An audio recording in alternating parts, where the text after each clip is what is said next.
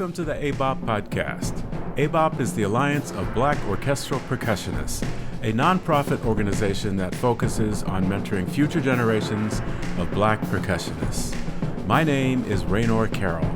I am an ABOP founder and the former principal percussionist with the Los Angeles Philharmonic. Thank you for joining me on this podcast, episode 28, Percussion Instrument Maintenance. My guest to talk shop with is Damien Frigilana. Damien is a freelance percussionist and, in my opinion, a certified percussion tech. Well, you might ask, what is his certification? Well, Damien has been working on instruments for decades, taking them apart, putting them back together, and having them sound better than before. For years, Damien assisted me with the maintenance of the LA Phil's percussion instruments. He has also been the #1 tech with several major universities and colleges in Southern California, such as USC, UCLA, and the Colburn School. And he is the tech guy for several studio players in town.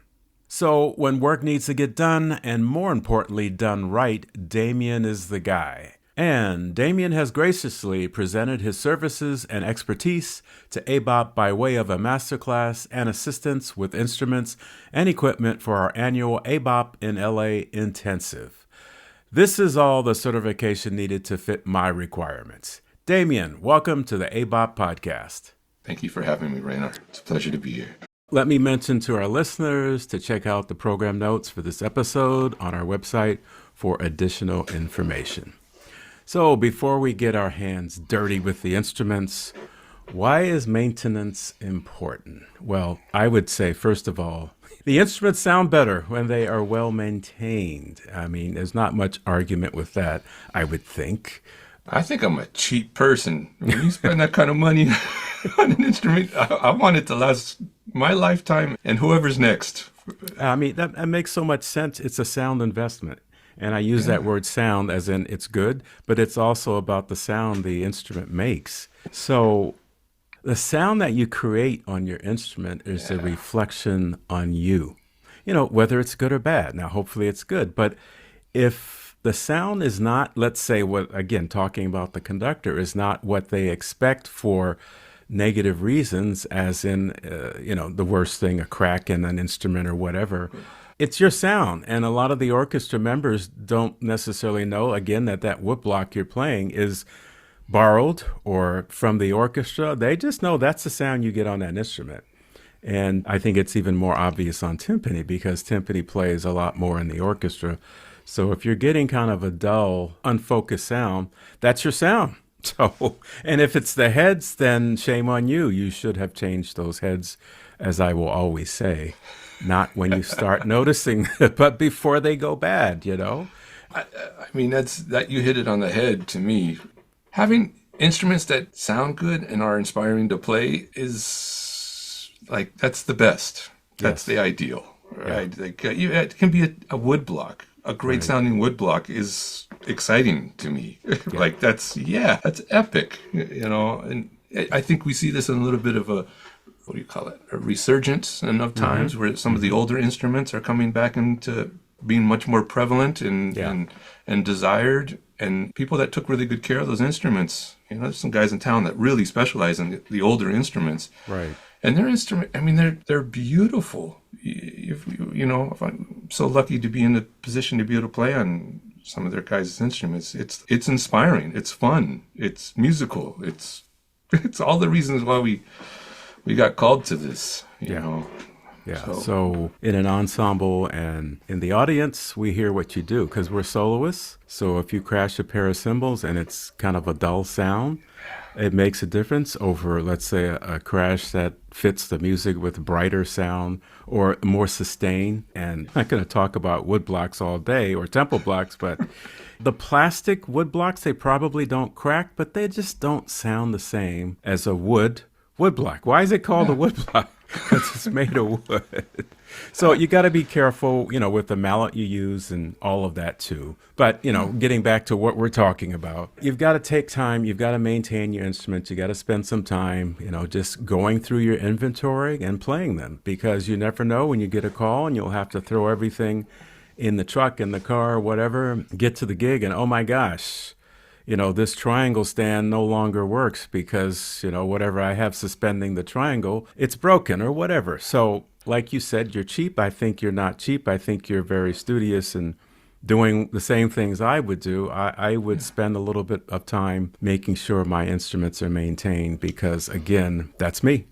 Yeah. And it's like people know you in a certain way. They know me in that way as best I can. I mean, I'll give you an example of the opposite. We were doing with the LA Phil Shostakovich 5. I was playing the mallet part, and in the slow movement, there are 2 solo notes for the glockenspiel. As I recall, and it's been a while since I've played this, as I recall, it's solo C sharp in the middle of the range. And got to that spot, I played my 2 notes, very legato, and I thought it sounded great. Conductor stopped.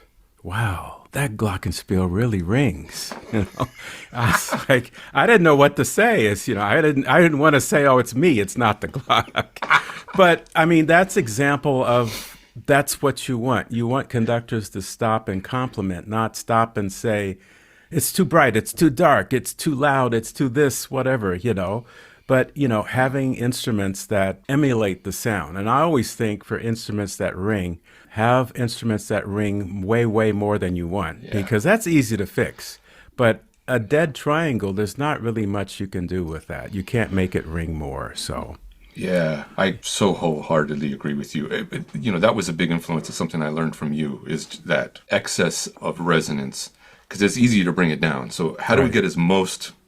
That's been a big approach to how I approach a lot of things. And I would credit you for that, seeing you do it, seeing it done, and then practicing it on my instruments of how do I get this to be as resonant. If it's a triangle, if it's the bass drum, whatever, right? How do we get the most sound out of this, the most resonant? Again, if it's bass drum, it's easy to dampen it. It's easy to bring less, but it's hard to get more. And when you use all of the more, it's just open and in the right context, in the right place, it's impressive.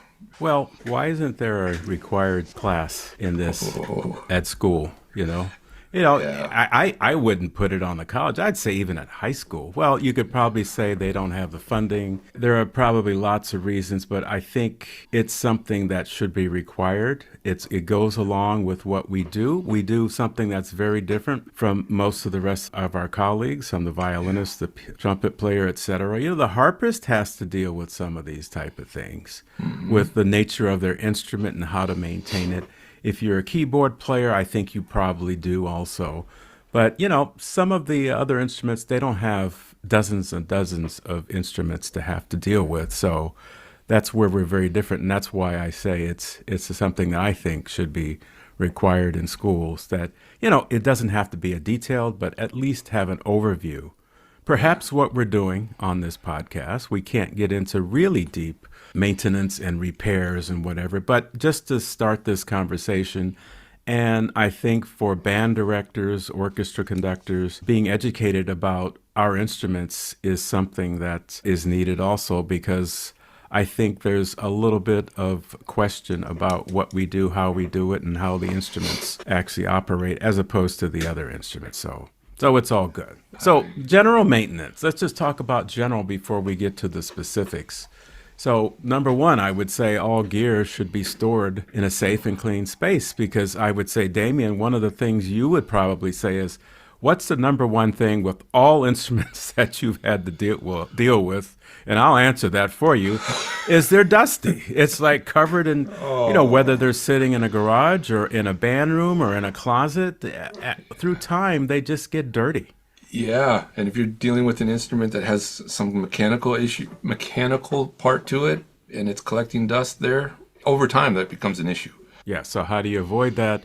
Cases, if you can afford it. Hard cases are even better, and we talk about when you have to move equipment, if you have a soft case. That's a start. It's not the best thing. Obviously, the best thing is a trunk, a dedicated trunk that is made for that instrument. Now, that's the most expensive. If you can't do that, then just a hard case, almost anything, or a really, really thick moving blanket. That might even help in certain instances. Again, this is your investment, and this is your sound you're making. Yeah, any thought that goes into the storage and the safeness of the instrument is just worth the effort. A trunk is ideal, But moving a trunk can be an issue, especially if it's a larger issue, a larger trunk. They get heavy quick. So Yeah. I mean, trunks are great. Not always the most feasible, especially smaller jobs. If you're freelancing, you're moving around, you just want to take what you need. But then how do you do that safely? I find bags to be very helpful for the smaller jobs. So with your bags, you probably have a cart. Most definitely. And that's for self-preservation as well as my instrument preservation. Yeah. What can you tell us about carts? Are there any particular fold-up type that you recommend, or? Yeah, there's multiple. They make these music instrument carts that have a front and back that fold up. I think there's 2 or 3 companies that make these, and they have larger wheels, so they'll go over thresholds and they can get up curves, with minimal effort. But the magic of it is you can load them up and you can bring in everything. A lot of times in one load, because they extend out. They have the handrails that extend up, maybe 3-4 feet, 3 feet. Yeah, so like you can pack high, you can secure it all down, and you can bring it in one load, and it, if you're doing it yourself, it'll be safe. Yeah. And with this maintenance and taking care of your instruments, again, in an ideal situation, have backups, as in have extra heads, just in case you break that tenor drum head or whatever, and you need it for tomorrow's rehearsal. You don't have to run to stores and try to find the right size. Just if you can afford it, have a backup of just about everything. I mean, that's what the Philharmonic did, and that's the Philharmonic. We would insist on things like that because it's necessity. In our trunks, there's a spot for a head. With the timpani, the bass drum, etc., we had backup heads. So if it was ever needed, there's a head right there. But along with that, you need to have extra parts with you, whether it's the most common is probably cymbal felts and things like that. So it's good to have in your collection. And Damien, I know you can speak more to that. That can go a long ways. I guess a repair kit to go with that. Yeah, I mean, I've seen guys go really far with this, where they have like a little toolbox that they carry to all gigs, and it's in the truck, and it's just a whole bunch of stuff. It's the best way to put it. Cymbal felts, the wing nuts, felts. The caps that go on the bottom of the stands, the plastic or rubber caps. Rubber feet for the stands, and mallet instrument cable, or for the string. Everything you could ever imagine. New cables for the snare drum, new snares, I mean, it can go a long ways. Yeah. I don't go that far with it, but I also really keep up with things. So I have a lot of confidence. And then I know I have it at the house. If there's a problem tomorrow, it will be resolved. Yeah. So the extra heads to me is just, you're going to use it at some point. It's not even an extra. It's just it's just in the rotation. So yeah. And something to do is when you order your head that needs to be replaced, just order 2. Yeah. And you put that new one on and you have a backup, Yeah. And then you're set. Yeah, when you have to use the backup, order another 2 or whatever, Or just one more. So there's the rotation. Yeah, you always have one ready to go. You're just one ahead of yourself. Yeah, and you find somebody to pay for them. That's all. Heads are getting expensive, but it's a part of what we do, Yeah, well, but I also would say it's not, natural skin. You get to calf heads, and now you talk some crazy money. Yeah, absolutely. All right, so let's hit our first instrument, and I think one to start with is an instrument that most percussionists own. I don't think chimes would be the one to start with, because that's for the few. But anyway, snare drum, and let's say field drum, because they're very close. So number one is what we said before: have a case, ideally a hard case, so that something knocks up against it.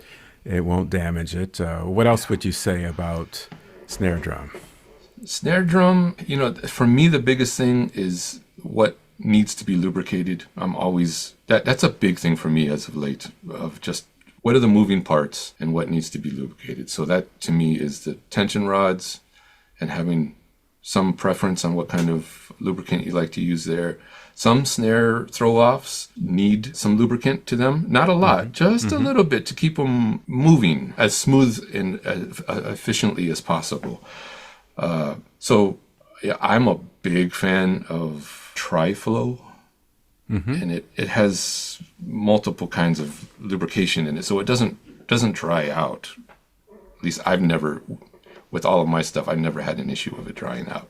Not like a WD-40 where it's a single oil. And they make these little squeeze bottles of it that you can just put a little dot where you need it, and that is really plenty. They make it in a spray bottle too, but I find that I use that really only for timpani where you want to spray a decent amount in some areas. But a couple of drops in those, over the threads, that's going to prevent a lot of problems. The other part that's nice of it is it's not a grease, so it doesn't attract dust, which is, as we were talking about, dust is not our friend.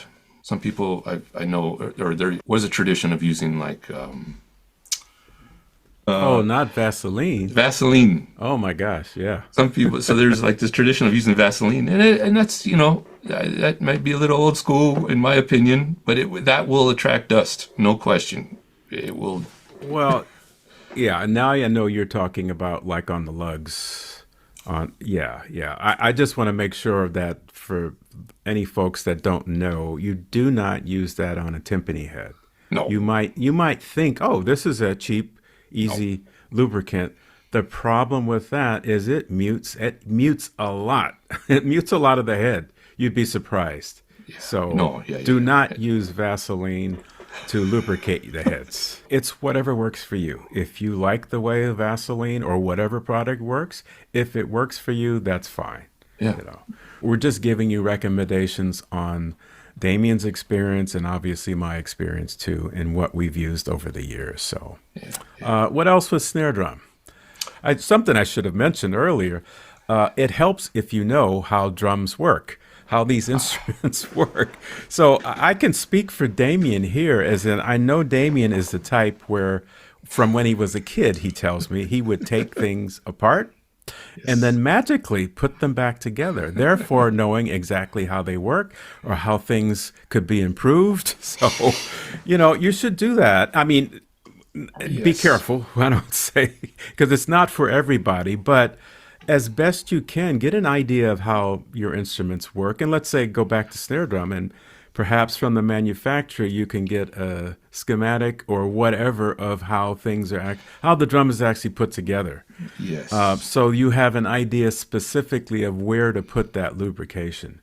Because if you're just kind of going for the throw off, you don't just want to put it anywhere. You need to know precisely where it makes a difference. So would you agree with that, Damien? 100%. I know it is very unique. I grew up in a house where we took everything apart. And have an older half brother. that can be a good thing, and that can be a bad thing. Hey, I'm trying to use the can opener, and the damn thing is in pieces.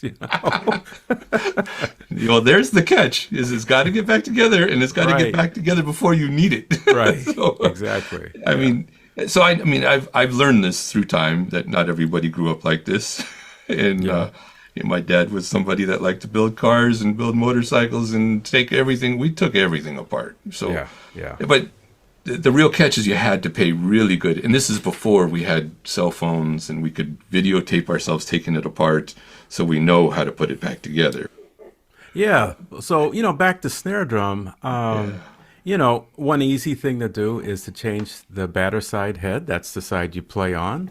I think it's very intimidating for some to take off the snare side head because they have to deal with the snares. But again, you got to learn. You got to learn how to do that. And you can start with the manufacturer or a friend that that has done it. And once you've learned how it's done, what the process is, it's no big deal. But that's a part of the maintenance. And just to start with the head, as in, like I said earlier, I would recommend you don't wait till you start seeing the dents in the head or you see the coating You play on it so much that the coating is coming off. You should notice a problem with the sound. It doesn't sound the same. And you can That's try, the key. yeah, you could try clearing the head. That is specifically trying to get the sound consistent throughout the head. Many ways to do that. We don't need to talk about that specifically, but if you're noticing the head just doesn't sound the same, it's old. It's seen its time. best time. You want it to resonate. You want it to sound at its best. And if it's not happening, then it's probably past the time for you to change that. And then speaking of the snare side head, that can stay on longer, I feel, because it doesn't get the same type of, I don't want to say abuse, but Yeah. the same type of play that the batter head side gets. But you do need to change the snare side also. Yeah, I look at it as like a 2-to-1 ratio. So every 2 times I change the top head, I want to change the bottom.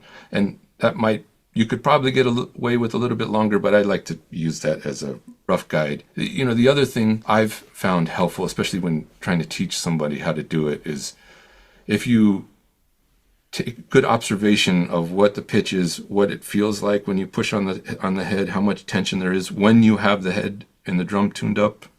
You change the top head, try to put it back as close as possible, get that right before you turn the drum over and do the same thing to the opposite side of the drum, the snare side of the drum. So just do one at a time. Some people will just take everything apart, which you can do that, but it's like you're resetting everything and you don't have anything to use as a reference then. So just do one at a time, get it right, and then flip it over. Do the opposite, do the same thing, then dial that in and try to get that sound that you had in your head. Try to work towards that. And then knowing that the heads are going to stretch. You were able to get it there. You can do it again when they stretch. So Right. I find that's a very helpful. All new heads will stretch with play, and they will stretch over time continually, just not as much as initially when you put them on. So that's good to know. And what I do is I tighten it beyond what I would ideally want because I know it's going to come down. Yeah. And then I play on it, whether it's daily or whatever, and to make adjustments over time until I get it to where I like it. And it doesn't stay there. Again, through time, it will continue to stretch. Not as much, but it continues to stretch, and you have to keep nurturing it. And this is nothing like calf. Calf is different. We'll talk about that. Yeah, perhaps on timpani and bass drum. But I mean, I know there are some players that like calf on their snare drum, and that's fine. It's your personal taste. The one thing I would add to that is the practicing of tuning is just like everything else in our practice in music is doing. You got to do it, and you got to do it, and you got to do it more, and you got to continue to do it. You're working on something in snare drum, and if you come in and spend 2 minutes tuning every time first, you're going to get good at it. I mean, it's good to know how your instruments make their sound. Other than striking it, what happens after that? With a snare drum, it's the vibration of the heads against the snare, etc. With the marimba, it's the bar vibrating into the resonator, or if there's no resonator, you'll notice how different the sound is, etc. It's important to know that because that's our instrument. We're expected to know things like that. And it will help you make the adjustments. The more knowledge you get there, it will tell you what to do. Yeah, I mean, that was again, to go back to my brother, he's a wonderful mechanic, and I would always get a kick out of watching him work. And you start up the car, and he would just listen to it, and he would go right to the problem, right? Because he could hear it. It was a wonderful lesson for me. He was teaching without knowing. Yeah, You play snare drum, you can hit the drum one time, and if with enough experience, you'll know exactly what's wrong with it.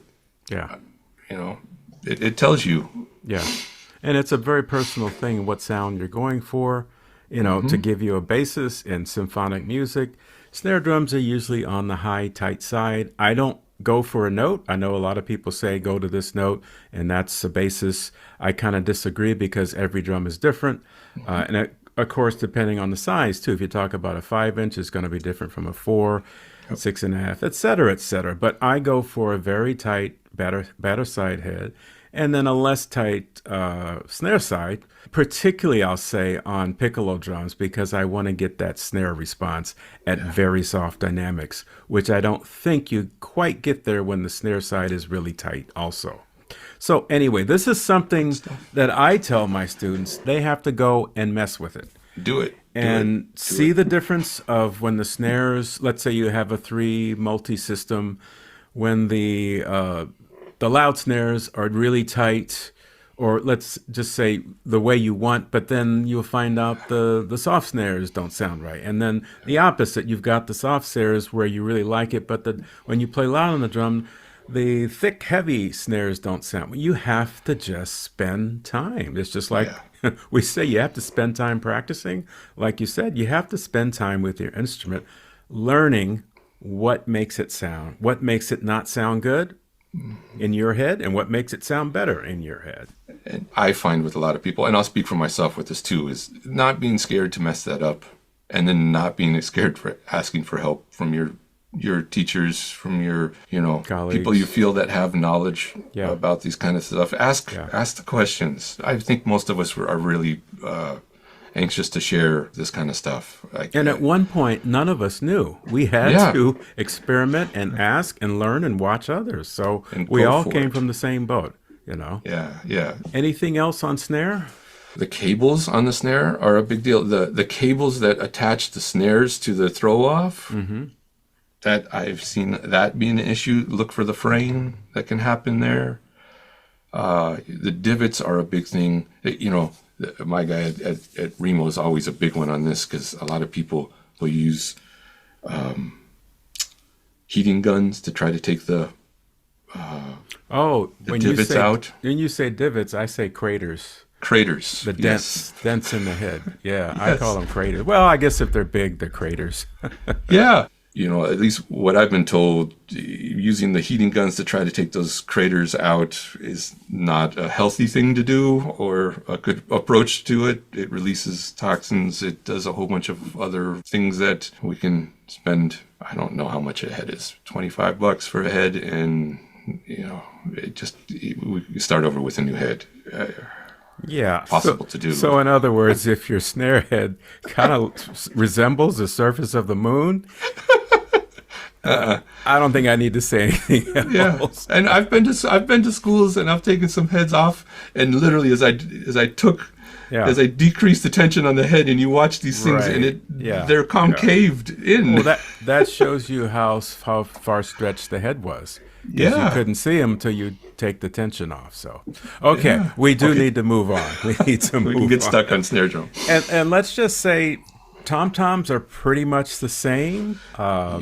Whether they're single-headed or double-headed, you want to obviously keep them in good condition so that the sound is there.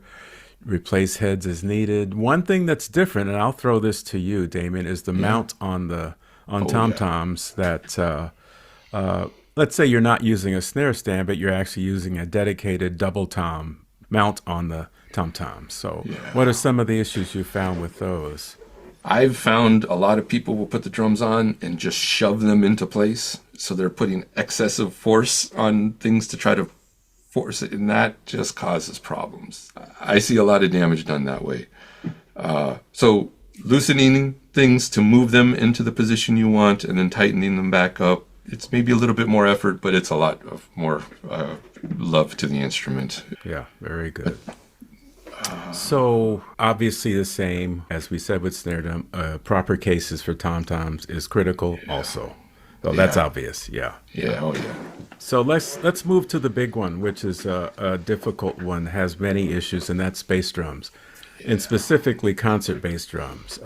Again, hard case would be very helpful because there's a lot going on with the bass drums. They're heavy, they're awkward. So, having a case with handles, dedicated handles, helps rather than just grabbing the drum by the rims is not a good thing. I know one thing you would agree with, keeping it within the playing range and that's subjective. Wherever your playing range is, you want to make sure it stays there, because if you just tune it when you get it and then play it, let's say for a year, it's not going to be the same. It's not going to sound the same. And this is whether it's, well, we'll get into calf, but in plastic itself won't be the same. You need to maintain that tension, and it's governed by the sound that you're after. What I personally like is basically the same sound on each side, batter side that you play and the resonant side. I find that that gives the drum the more resonant sound, but everyone doesn't want that. Some people like a slightly drier or whatever. And I tune concert bass drums, I would say, compared to most, a little bit higher because I get more resonance. Not too high because you don't want to hear pitch, but not too low where it's so flabby and undetermined as far as what the hell, what sound is that? Yeah. You know?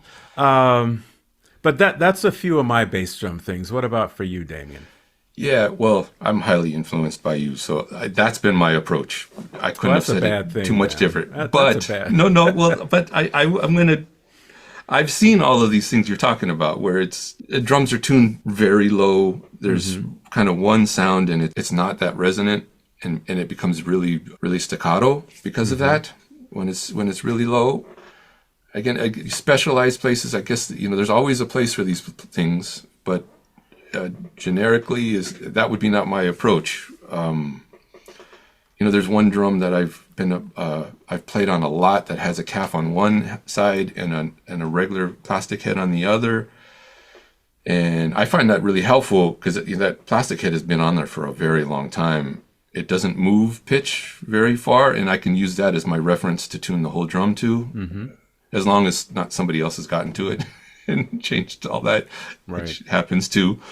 So, that's an interesting drum in itself, and it speaks really well. That calf head is really well seated, but you need to stay on it. I always try to get them very similar in pitch.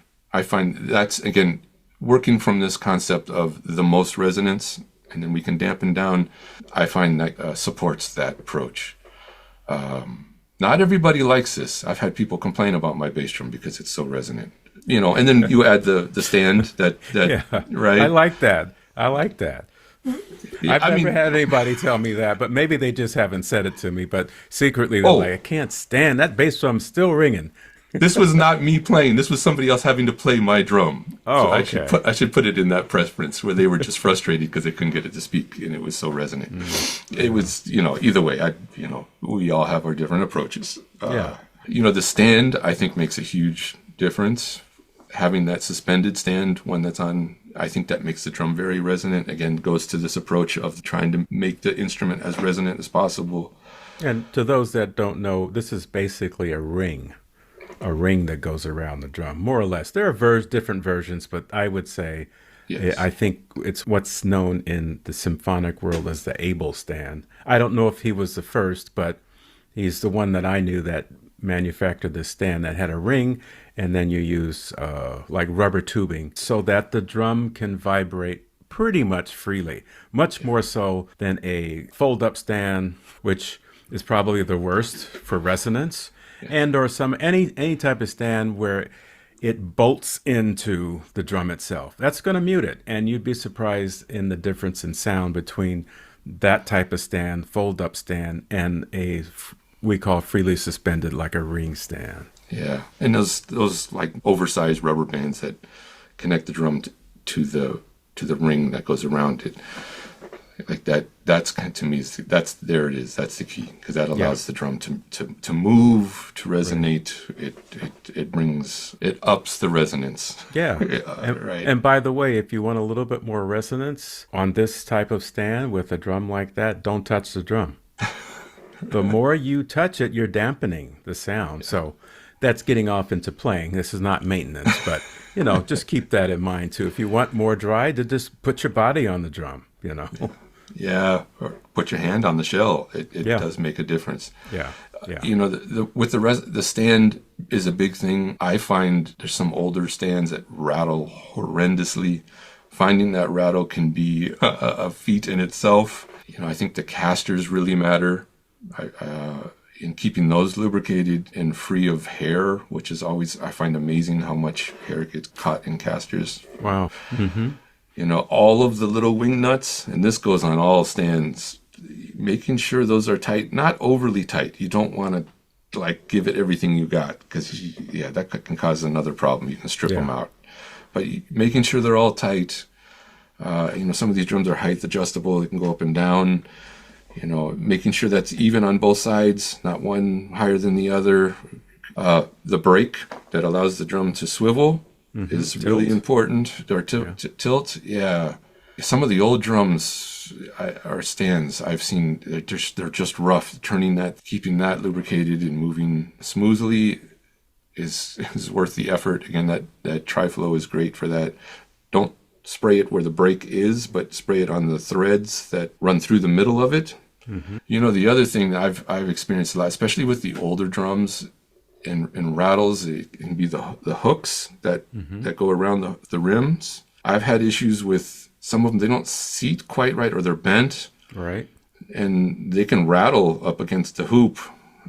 So I've put felt in between that on some drums. I know I did one of those for you, Raynor. Yeah. I have that on my drum. That it works real well. Some of the newer drums now have a rubber insert that's on the inside that just solves that problem. See, Damien, you should have patented that felt that you put your name on it, and I'm always a little bit too late. But no. It's all good. Right. So having some kind of insulator between that can get rid of a rattle. On some of the old drums, the lugs, there's a spring on the inside of the lug that can vibrate. And we're talking about, a bass drum that's tuned up to really, really resonate on a stand that really, really resonates. Everything is, it has so much energy in it. Yeah. But for me, like, the worst thing on a bass drum is I get it tuned and I play this boomy resonant thing, and there's a buzz. Yeah. There are buzz it ruins the purity of the sound that I'm trying to get. And the energy. I'm a big, it's the energy that's in there. There's so much energy. It's wanting to go out to the world, right? And that buzz is, So, I've had to take all the lugs off of drums and stuff the casing with cotton, just to make sure that the spring can't rattle. Yeah. And it works, It's a lot of effort. But I'm also very fond of these old drums, so I think it's worth the effort. I love the old drums. Yeah, they're beautiful. The bottom line is these little details that you end up spending how much time. This is whether it's a conductor or if you're recording the composer, the contractor, you get remembered for that. It's like, wow, what a great sound on whatever instrument. Yeah. And I'm not saying that someone doesn't get a great sound, but it's attached with a buzz or whatever. It's not, it just ruins, whether it's a suspended cymbal and the stand vibrates every time you play it. We'll get to that too. But again, it's going back to one of my first points is about the sound you make really represents you. So going to this detail is a beneficial thing. Yeah. As simple as that. So before we leave bass drum, because we got a ton of more instruments. Okay. Let's go. Mention bass drum mallets. Is that something you come across a lot? I find this a lot, especially in the academic settings. The bass drum mallets get wore out. And this is in part because they get shared. Yes, and I think also the storing of them. Like they'll just stick it in the stand, or they'll just right, and it gets more abuse. It gets more, and I'm talking about the felt. Yeah, because that's the used part. That's the part that wears on that. It's the felt. It's something as simple as sticking it in a sandwich bag. You put a rubber band around it. Will protect the felt. I'm a big fan of that. It will make the felt on the mallets last excessively long. It's kind of beautiful. All right, another big one is the timpani, because there's so many moving parts that people, I think, will be surprised. Even if you're talking about the old authentic, let's say from the 1700s, there's still a few moving parts in those. Yes. But the modern day timpani is a modern marvel of where it came from, and included in that is the pedal mechanism, the tuning mechanism, the gauge, et cetera, et cetera. So We start same place. Great to have trunks, but very inconvenient. If you've got gigs at a church and you've got, let's say, 3 drums that need to go, it's very difficult for you to move them in trunks. So how would you say is a best way for someone that has a van that doesn't have trunks? What should they do to protect their drums? Yeah. Personally, I approach it in 2 ways. With the set of drums that's like a balanced action drum, those are the ones that I use for most gigging around town. A simple cover, a padded cover, I put over them and I secure them into place, into corners, and I lock them down and I drive safely and I'm careful. The other thing I do too is I make sure that the pedals are down and there's pressure on the head. So the head is being pulled down and the mechanism is all nice and tight. So if you're getting a little bit of a bump, it doesn't shift the head. Right. Let me mention that the reason we're spending so much time with this, with cases and trunks and whatever, is that I'll just put it this way. Some of the best drums are the drums that are never moved. Oof, yes. That sit in one place. Because when you move an instrument, and let's go back to timpani, whether it's stagehands or yourself or your friends, grabbing the counter hoop, the hoop of the head, is not a great thing, but it happens all the time. Yeah. So that starts, and then going over, let's say, thresholds or going over imperfections in the flooring, the tile, wherever. All of these add to creating buzzes, noises, things coming loose. The more the drum resonates, as in when it's moving, the more things, the bolts coming loose. And that's where the problem starts. So that's why we're mentioning, whether you have trunks or not, what is a great way to save your instrument, but in order to get it to the gig and return it home safely or wherever, And just another thing is with universities, which I think very few do this because of the cost. I've always recommended have a set of the large instruments in your concert hall. Oh, yeah. Have another set in the studio. I'm not done yet. Have another set in the rehearsal space. For the percussion instruments, in particular, timpani, marimba, the big ones that get rolled around, the chimes, because they do not stand up well to, this type of movement, because they're not really meant to be. They're meant to be in a concert hall, and basically that's it. And some of the timpani that we go back, let's say 100, maybe 150 years ago, they didn't have wheels on them. This is something relatively new, and this is a problem. The wheels mean that, okay, we can just shove them, and that's what happens. It gets shoved, and all sorts of things happen. So I just wanted to throw that in there. Oh, no. If you can, don't move your timpani. But, of course, that's not being very practical. You have to move them. They have to be moved, and because you got to play them on stage and take them back, et cetera, et cetera. Yeah. But to all the departments heads and the folks that don't realize that this is what we deal with, it's different from the harp. It's different from the piano. Yes, they're big instruments, but, it really affects over time. Moving timpani, bass drum, marimba, all the mallet instruments, having them moved on and off, into the practice room, into the studio, etc. Over time, that's where our instruments suffer. And then that's the thing. Over time, they need repaired. And if you don't repair them over enough time, they need to be replaced, Yeah. So it's kind of like saving you some time and money if you can do some of these things. I know it's impractical to have sets of instruments everywhere, but as best you can do that with the expensive ones like timpani and a marimba, it's going to save you. And you want a better performance, well, you got better instruments on stage. Okay. I can't agree with you more. From my experiences, at least 90% of issues are created in the moving of the instruments. It's just that it's overwhelmingly the problem. Yeah. And you can do everything you can to try to make them more feasible for moving. And they're just big, heavy, and awkward. I don't see a good solution to making, everything movable. Really, really movable without any consequence. Moving them is the problem. The consequence of, okay, I'm going to use these to gig around town or whatever. So I'm going to get light, fiberglass bowls and blah, blah, blah, et cetera, with all the instruments. I'm going to get a marimba that doesn't have resonators or blah, blah, blah, or take them out. The issue with that is, again, going back to what I said initially, the sound you make on stage, people don't know that those are fiberglass. They think they're timpani. They don't know the difference. The conductor probably doesn't know, and they know what they hear. You play on the fiberglass drums, they're going to like, okay, this is this person's sound.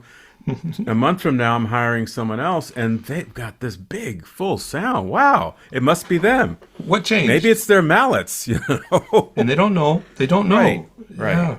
I mean, if you ask a percussionist, they'll be real quick to tell you. But yeah, most of them are not. Yeah. They just know what they hear. Yeah. I can't agree with you more. And I tell everybody I can, it's the moving is the problem. So just move them as least as you can, as you know, and be as careful as you can when you move them. Yeah. I've always had a hard time with some of the marching bands that will come and ask me if I can fix their timpani. And it's like, this is hard because I don't know how to help. You know, I want to help. And I love the instruments. I know I love bringing them back to life. But when they get moved that much and over off-roading, I don't know how to help there. Right. It's tricky. Yeah, I think it's just what we're doing now with this podcast, for instance. I mean, others do this too. It's educate. Yeah. Educate those that don't know, and it's particular non-percussionists, whether it's band directors or, you know, whatever your colleagues, that this is what we deal with. This is a part of being a percussionist, and it's caring about your instruments. So back to lubrication. You're mentioning lubrication for timpani. So there's two main things I like to use. Is that tri-flow. Again, I find that to be a wonderful, it's just wonderful, period. When grease is needed, I use a lithium-based grease. And the idea behind that is it attracts less dust. It will still take in dust, but not as much. So you don't need too much other than that, I also like to always carry a cleaner because I like to clean the instruments. Yeah. I think that's good. No, they need love. So a couple of the issues that come from rattles and buzzes on timpani, well, actually not that, but one thing that I have found a lot in schools, particularly high school, maybe universities have clued in and fixed it, is lack of lubrication on the bearing edge. Excuse me. Which you will hear the head crackle when you, in particular, when you go up to the high range, and it's just absolutely not acceptable because it's just so loud, you know. So a quick fix to that, is that where you use your tri-flow on the bearing? No. What do you use for that? A spray, a dry lube. It's a Teflon spray dry lube. So you spray it on and it dries, and it's dry. Everything will just slide over it. You put the head on it and you can just push it around and it just moves. I find that stuff is excellent. And it doesn't take a ton of effort. Some people will put the Teflon tape on the bearing edge. Right. And I find it works. I'm not as much of a fan, and it's like 5 times the labor. So how about other buzzes that you'd get or creaks that you get from timpani? It could be many things. Can be the tuning gauge, can be casters. Certain brands of instruments have more common issues. So things to look at in general are the casters. Are the casters loose? Are they rattling in some way? The brake rattling in some way? The gauge is always a good place on all of the joints. So work your way around. Again, having somebody play and you be able to put your hand around these things and push them, make friction on them so that they can't rattle until you find it. Sometimes it's multiple areas, it's multiple things, so you work your way around. You find one, you fix that one, and you keep going. So, and where else have I seen? The gauge is a big one. The bearing edge. Oh, on some of the old drums where the spider's on the inside of the bowl, sometimes the lubrication at the joint will dry up. So lubricating that so that it can move up and down and flex, that will solve a creak. That's a big one. The pedal sometimes can dry out and get a little bit. So I'm a big one of always laying the drum delicately on its side so you can get under the drum, and then all of the joints I spray with that tri-flow. I see. So all of the mechanism, you just go down, you give it a little bit of lubricant, and it's just, this is all the parts where there's friction, so that you need some friction in the drum, but you don't need excessive, or you don't need it to dry out. So doing that alone is a big one. And the casters, lubricating casters. Right. Like, I think that just to be done like all the time. Because, that alone takes a lot of friction out. And if the drums have to be moved a lot, it's just going to make it a little bit easier. And then just in general, the thing that I see the most in especially educational settings is the drum isn't set up in the right range. Yes. And it won't hold pitch. So it just needs some adjustment, probably first as tightening the head.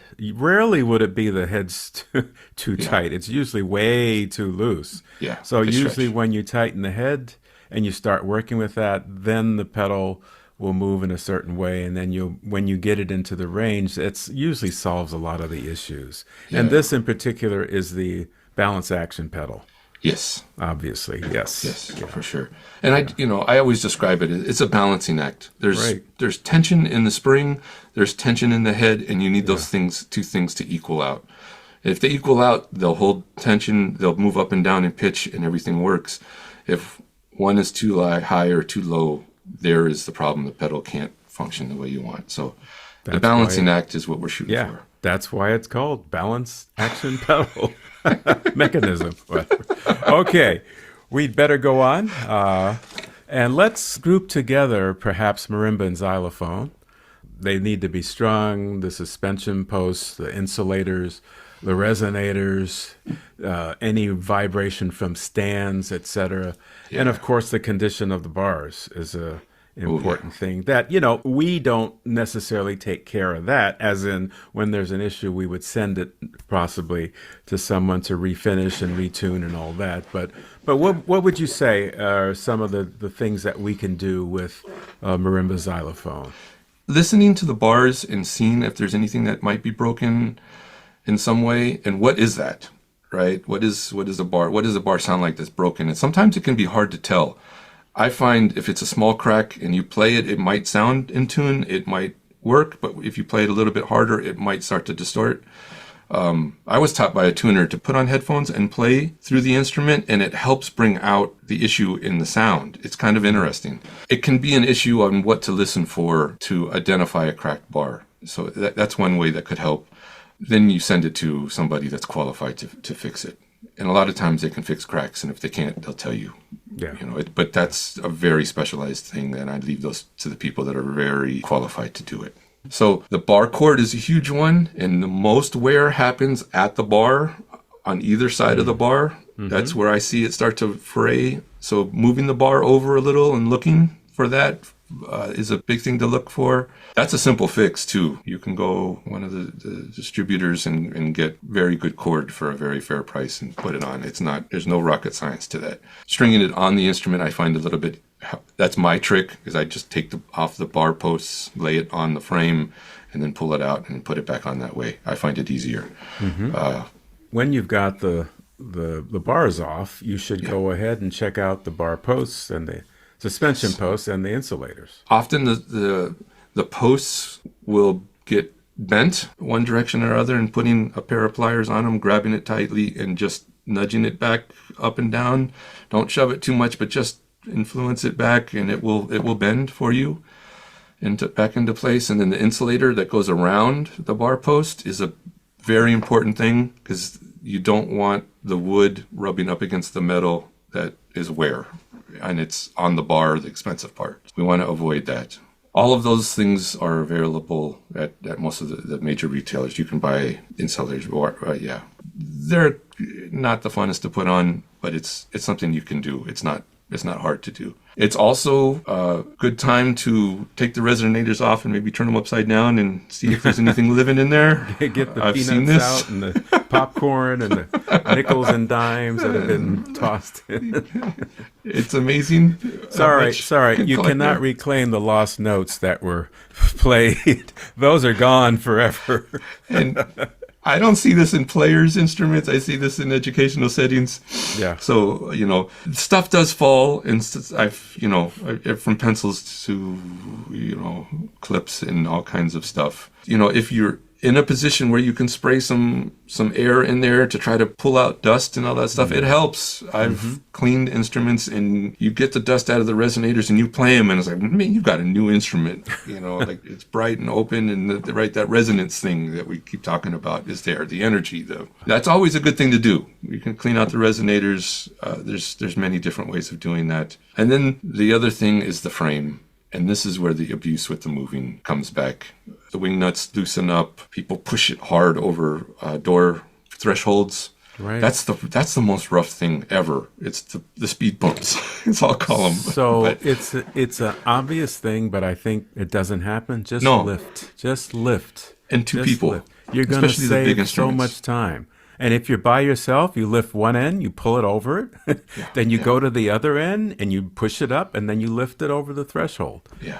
That's if you don't have to. Obviously, ideally, you want to have two folks to move it. But if you don't, it's going to save so much stress on the instrument. And this gets compounded by the bigger and heavier the instrument is. It truly compounds on itself. It's so hard on those 5-octave marimbas. If you can avoid going over cement that has the cracks in the road, as in the sidewalk, because you just boom. It sounds like a train.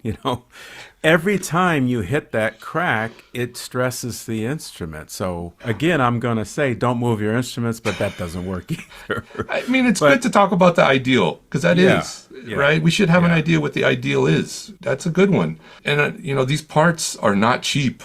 And I'll tell you from firsthand, over the last few years, prices of getting parts for instruments have really gone up. And now you've got a lot of delays with getting the parts. Yeah, getting stuff is not that easy, especially from out of the country. So it's tricky. So again, it's take care of what we got in every way, and be grateful that these companies will keep things in stock on older instruments. That's getting harder too. Because I understand there's cost in that too. But if we take care of these things, they do last for a long time. But they're also not made for abuse. And like we said with the drums, when you order the insulators, order extras. Just have extra there. Stock. Don't order just what you need at the moment. It's always good to have a supply of these. The bar cord is the same thing. Yeah. Right. All of those things. And those are cheap, relatively cheap. Just have that stuff in a little toolbox ready to go. Yeah. So what's different on the vibraphone? Obviously, the pedal is the big. It's got a pedal and a motor, and the motor, it's got a little fan that spins around. All things can make noise. Yes. So those little fans, if it's a style that there's different models now that don't have the fans, but the fans need lubrication. There is always a point in which they're affixed to the frame, and there's always a little hole in the middle of that bar that allows for the lubrication. Tri-Flow is beautiful for that. Damien, are you sponsored by Tri-Flow, by the way? I wish. You should be. I'm a fan of that stuff. When I first found that, I was like, wow. All of a sudden, sales of Tri-Flow on Amazon skyrocket. Well, they know how to contact me. There you go. Either way, it's been great since I found it. I've been very thankful for it, and I think it saved a lot of instruments. So all of those butterflies, those little wings, that is a big thing. Keep that lubricated. So what do you mean by butterflies, just in case? The part that goes over the resonator that moves, you used a different word for it earlier. Fan blades? The blades. Fan blades. Yeah. Okay. Yeah, that's another great description of it. Yeah. The belts are very important. Those wear out. They're a rubber, and they'll dry out and crack. That's completely normal. Having extras is great. One thing that I have come across a fair amount of time is in the older Vives, which I think are some of the best sounding, it's the dampening system, as in the felt that goes across. Yeah. It will not be consistent in the wear, so you get some notes that stop right away, and then typically on the lower end, they still are resonating. So you tell me, how do you go about fixing that? I approach it as the older instruments, that felt bar has been pushed up on those bars. For so long, there's indentations. If you bring the instrument down, you can see the wear mark in that. And then there's a couple ways of dealing with it. One of the easiest is to take some moleskin and either pull up the felt and put it under the felt. So it's just raising that area just a little bit. Mm-hmm. You can put it on top of the felt too. That works. There's also companies that make a gel pad that works really well and it's really soft. And there's some manufacturers too that makes this new one. It's a kind of it's like a foam, a really dense but soft foam, and it's kind of U-shaped. It's pretty interesting. These are the innovations that are happening with the instrument. I find that works really well. And then you never have these problems, the inconsistency of the sound. Those are not cheap. I'll also preference that, There's also, on some instruments, adjustments that you can bring the cross rail that the bars are sitting on up and down. So you want to look to see if your instrument might have that. So you can bring, if the low end isn't dampening right, you can bring that side down a little bit so it dampens more evenly. Yeah, so you want to know the specifics on your instrument and what adjustments there are. Exactly, yeah. Very good. Let's go on to our glockenspiel, also known as bells. Yes. Sometimes in a rather significant wooden case, sometimes in a artificial wood case, whatever. Yes. What are some of the issues that you have found in having to repair and work on glockenspiels? Yeah, so I'll preference this with I do approach it the same as we've been talking about, trying to get the most resonance you can, because again, you can dampen the thing. Like that's easy. So what are the things that get in the way of that happening? Some of the instruments that get really dirty. A lot of times dampening is done with your hand, so you're touching the instrument a lot. That builds up. So cleaning the bars, I like to use a chrome polish, is very helpful. The other thing is they sit on felt that often has some kind of harder string that's wrapped around so it holds the bar up. And sometimes with time, that string pushes down into the felt and then the felt will come up to hit the bar and that will stop the resonance. Different kinds of glockenspiels, some of the newer ones have little feet that it sits on. And if they're not placed in the right spot, it can have different overtones that will come out from it. So you can move those feet around. Cleaning is a big thing. I can hear it when they're clean. There's just more there. The case makes a big difference. A lot of people will shove a lot of things underneath the case or it becomes storage. So minimizing that, I understand a pencil, but maybe not a pack of pencils. Get one of those little air guns and blow all it. Have a mask on, but blow all that dust out and clean the bars, like you said. And Canned air is a great tool. Very good. Yeah, that's about it with Glock. All right, now the heavy duty one now, the chimes. Chimes. The things that I've noticed the most with chimes is the cable that goes through the bar on the very top that holds it up. The tube, that wears. It doesn't matter what it is. If some put steel cable through it, some put a rope through it. Yeah. The steel I find a little uncomfortable because it's steel on steel and it will wear on the tube. Yeah, sometimes the steel has a plastic casing on it. Yeah. I've seen that. Yeah, but I'm sure that wears out too. Yep. Maybe if we talk very idealistic, there's a type of string that works really well for holding that up, but then that will fray with time too. So you gotta be willing to make that, change those, it's not that fun to do. It takes a lot of time. And then the knots that are involved to get that to stay and not slip is a thing in itself. So that's by far where the most wear happens on chimes. The casters are a big thing. Again, in keeping those lubricated, keeping those secured. Sometimes the bolt that holds the caster, and this goes with all of the instruments with frames, the bolt that holds the caster to the frame can back out, making sure that isn't, the caster isn't flopping around, that bolt is secure. I've seen chimes where they've picked them up and the frame will disengage in some way and they just put it back and they don't realize this, so the frame's a little bit cockeyed or it's not seated properly. So making sure everything is in its place, making sure all of those wing nuts are taut, that's a big thing. The mechanism is a thing in itself, and they all work a little bit different and they all have different potential problems. Some of the older ones, like if you don't have the foot adjust right, the height of the pedal dampener, if you have it too high and you push down on it, the mechanism can invert and then you have to get in there to get it to flip back around so it will work. So, having the pedal at a position that isn't too high but high enough so it releases is good to know where that sweet spot is.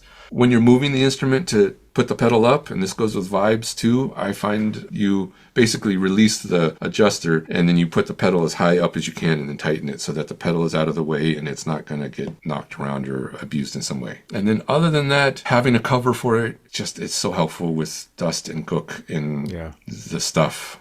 All right, so we got some smaller instruments that should be quick. Triangle. There's basically two things with triangle for me.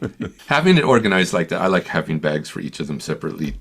I find, like the glockenspiel bars, this is an instrument that touches our hands a lot and can get dirty. And what happens when they get dirty is they get muted. The higher overtones start to go. So I'm a fan of cleaning them with car polish, that same that I would do on the frame. This is just a light polish. You let it dry on there. It adheres to all the dirt and it pulls it off. And then you play it afterwards and it comes back to life.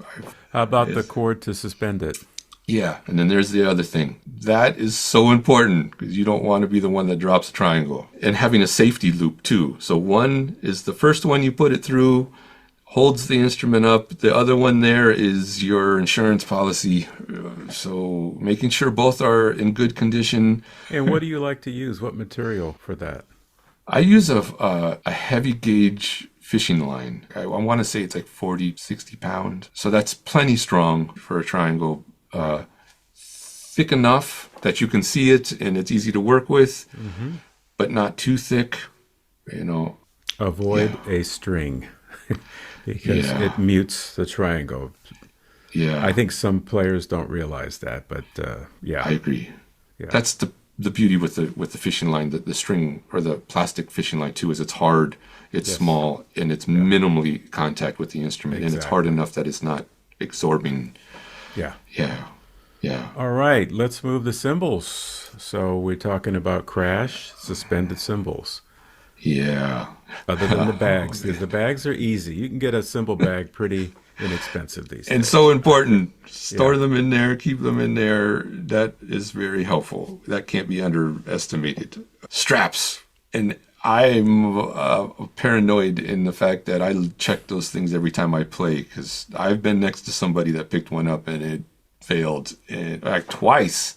The second time almost got my foot. No matter whose they are, checking that and making sure it's in good shape is cheap insurance. Yeah. And then what we mentioned earlier about suspended, if you happen to use, whatever stand, whether it's a gooseneck or a post style, again, it's one of those things that really irritates me when you have this beautiful cymbal, but because it's so beautiful and it vibrates, there's that word again, it vibrates throughout the stand, and metal against metal, sometimes when it's not quite as tight, you will hear the vibration. So yeah, I've become very partial to very specific stands for, especially like in the freelancing part, they're lightweight, they don't vibrate, and then taking the wing nut off, so there's one less thing to rattle, and the cymbal's even more free then because it's not being squished in any way. I use that mostly. I know suspending the cymbal, hanging the cymbal from something is, I would say, the most ideal, but that usually means carrying a heavier piece of equipment. But also then making sure that wing nut and washer go back on the stand. For some reason, I find in academic settings, that is an amazing thing of disappearing. I have to tell you, Damon, you're wrong there. It's not just academic. It's in professional orchestras, too. I can speak for my orchestra. We call them the Frankenstein stands because after a period of time, you have all these, typically it's cymbal stands that are missing the top. Yep.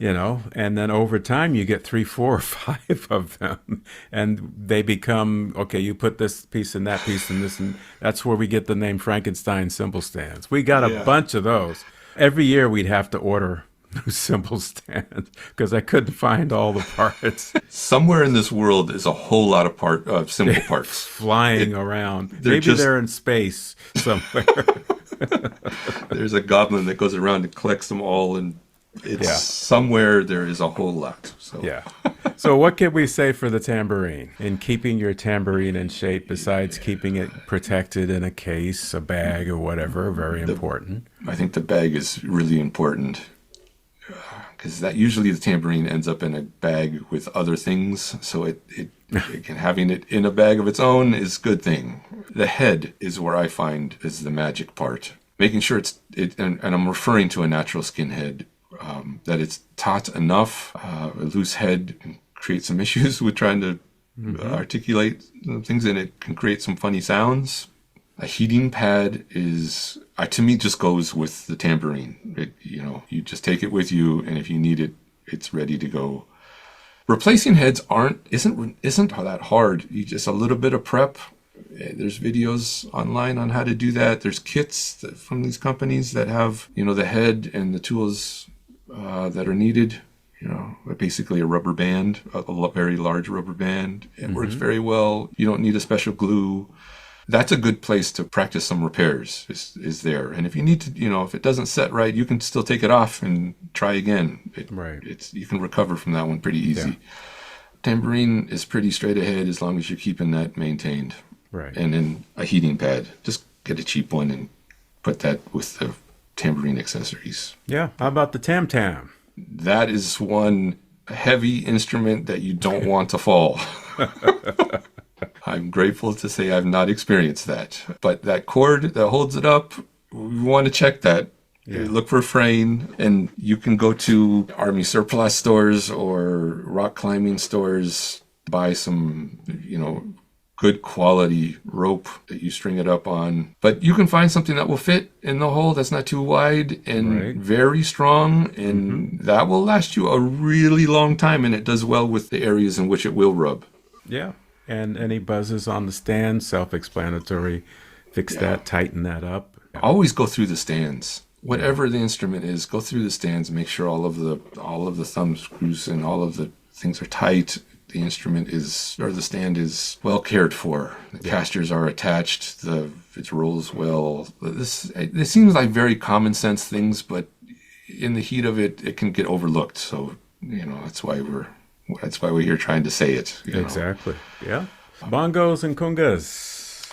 Yeah. Anything that has a natural head has to be detuned after you use it.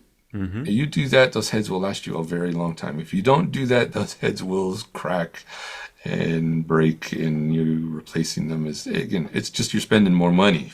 So having these keys to be able, or the right wrench to be able to tune and detune.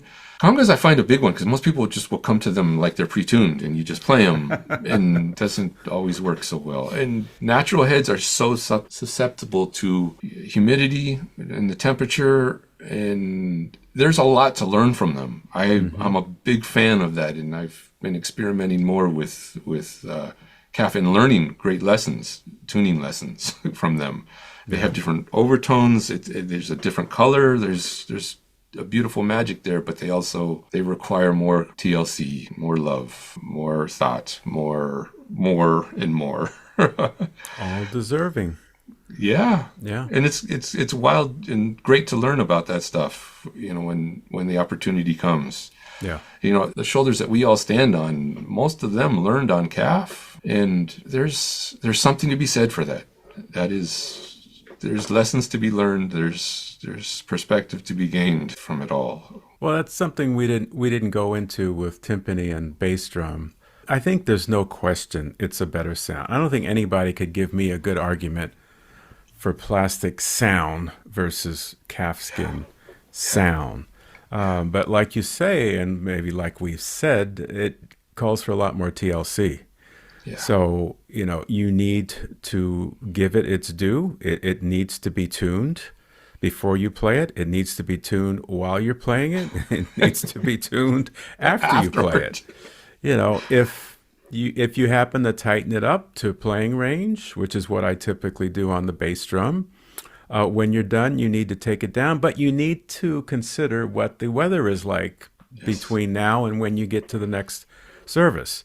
So if it's going to be raining, I would actually take it up a bit, And if it's going to be really arid and dry outside, I would take it down. And when I come back the next day, it's going to be super tight.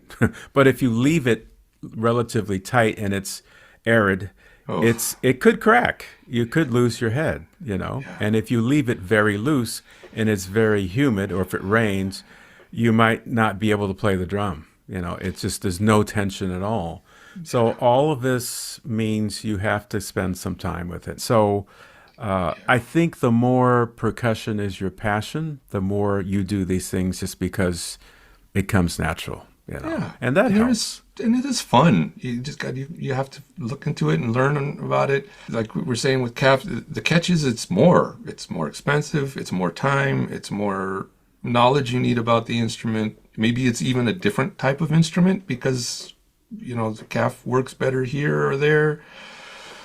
It's more, and if you have to put a new head on. That's a lot of time. That's a lot of effort. It's not, But and you might yes, end up getting more gigs because they hear a difference. Again, I always say they, the uneducated, whoever they are, all they know is that's the sound. Wow, I like the sound this person makes, versus another. And you might end up getting more gigs, so it might pay for itself. yeah. I mean, and it might not, and And you might just now, love it. don't tell right? anybody that, Damien. Well, I'm just saying, like, if you love it and it speaks to you, it's important. Yeah. Right? I mean, we all are shooting for something, and we're just trying to refine that. So, Well, we want all to, and we want those Yes. that are over us, whether it's a music director, the department head, to understand yeah, that, these are the things that we strive for.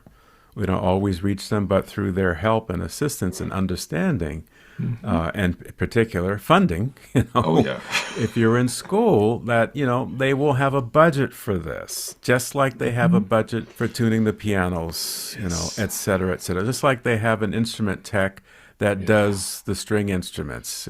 You need an instrument tech that really knows.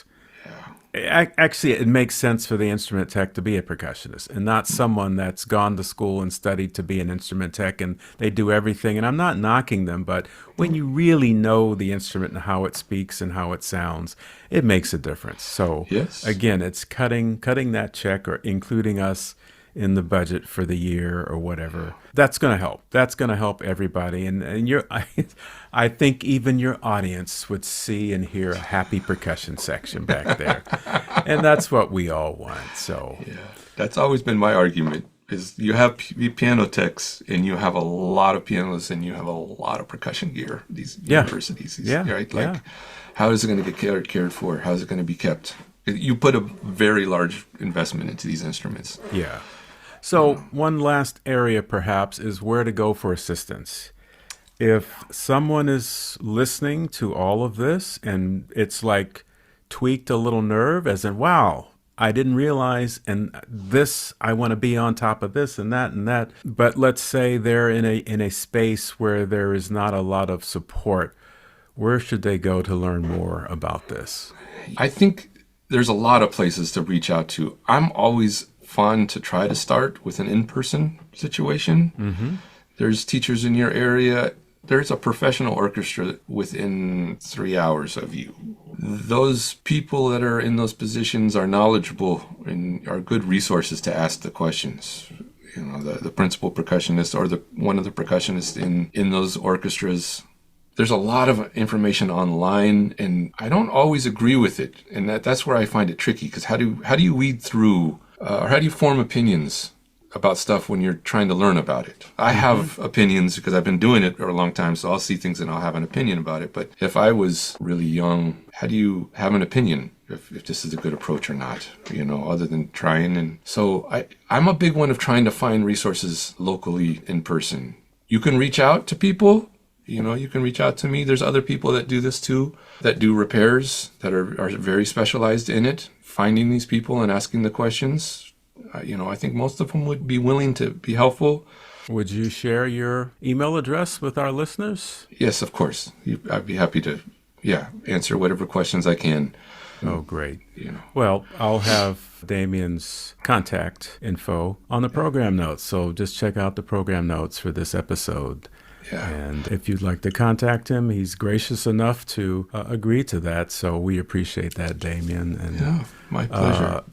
In closing, I would just say it's like I said at the beginning, you basically want to invest in your future by investing in your instruments. I mean, make smart purchases in quality equipment, and you want to maintain them. So, yeah, don't be scared to ask for help and opinions about instruments and how to do it. That's a big thing. Don't be embarrassed with it. It's okay. We don't all know everything. Yeah. Having teachers and mentors and people to help guide and ask the questions has been invaluable in me coming to a lot of my opinions with this stuff. I would love to acknowledge some of them, you being one of them and Bill Schlitt being one. These are people that are very particular with their instruments. I had another teacher that recently passed away, and it was his insight on sound was very helpful for me, Stan Gibb. And then there's a guy that I studied drum set with in the Bay Area, and he's like the foremost drum collector in the world. And he was just loved to take them apart, and he loves to fix the old things. And his name's Mike Corrado. It was fascinating to watch him develop in his respect for the instruments and how he handled his stuff. So I draw from all of this and help forming my opinions. And for the younger ones, that's part of the process, in playing and caring for your instruments. You ask the questions, you be curious, you be willing to make the mistakes and learn from them. It's all part of it. There you go. Yeah. Well, Damien, thank you. Greatly appreciate you taking the time to share your expertise with us. And I have to say thanks for all the offstage stuff you do behind the scenes with ABOP. It's greatly appreciated. I so respect what you're doing here. It's a very special thing. I've really enjoyed your podcast. It's an honor to be part of it. And I wish you nothing but success with all your endeavors with all of this, because what you do matters in every way. Thank you. I appreciate that. Thank you. That concludes this episode with Damien Frigilana. Check out the program notes for this episode on our website for additional information. A special thank you to our supporters and sponsors of ABOP's mentorship program, which include the Smithsonian Folklife Festival, the Ella Fitzgerald Charitable Foundation, Black Swamp Percussion, Cooperman, Freer Percussion, Innovative Percussion, In Sound Mallets, Majestic Percussion, Marimba One, Malatech, Remo, Sabian, Vic Firth, and Zildjian. ABOP is a nonprofit organization. Your donations are tax deductible. Check out our website, www.abop.us, for information on how you can contribute. Please follow our podcast and spread the word about ABOP. We greatly appreciate your support. I am Raynor Carroll, and we are the Alliance of Black Orchestral Percussionists. ABOP, thank you for listening.